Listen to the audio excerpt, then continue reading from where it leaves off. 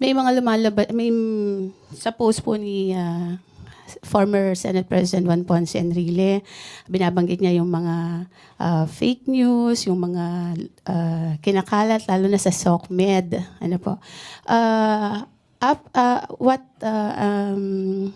Hanggang saan po ba you will make patol dun sa mga fake news na sinasabi ninyo na ibinabato po ng mga kalaban ng administrasyon? At sa tingin niyo po ba ang Pangulong Marcos ang nauna sa pagsisimula po ng mga negative campaign, kaya naman dumami yung mga parang in a way sinasagot lang din po ng mga opposition, kung opposition man matatawag yung grupo po ng mga kalaban sa politika? Unang-una po, thank you. Nice question. Unang-una po, ang sasagutin lang natin ay yung mga intriga na may sense. Kung wala naman, walang meaning, walang sense, hindi po natin to sasagutin. Okay? At patungkol po kung saan nauna ang Pangulo sa pagbabatikos, it's just part of the campaign propaganda. And wala naman po siyang pinatungkulan kung sino. Madami pong kandidato. Ang nagtataka lang po ulit tayo kung bakit may nag-aray.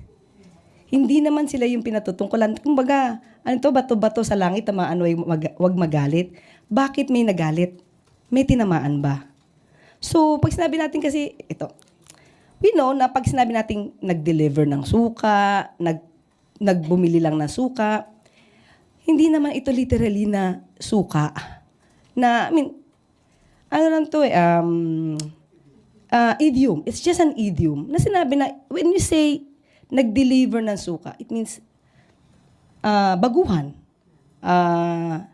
Wala pang alam masyado sa politika o sa proseso, sa trabaho. Kung kayo tatanungin ko, maski naman kayo siguro alam nyo, maraming kandidato na hindi alam ang trabaho ng pagiging senador. Kung tinamaan sila, at tumatakbo sila, at alam nating wala silang alam, yun na lang, siguro, ouch. And at the same time, dapat, hindi nga sila tumakbo. Kasi hindi pwedeng gawing magpaka-apprentice sa pagiging senador. Nakita natin siguro kung anong naging klase ngayon ng paano ang nangyayari minsan sa mga hearing, especially kung hindi nila alam ang procedure sa Senado. Isang kawalan, sayang ang oras, kawalan ito sa pondo ng bayan. So sana lang, ang request natin, doon sa mga tatakbo, siguraduhin nyo naman po kapag nanalo kayo, may alam na kayo.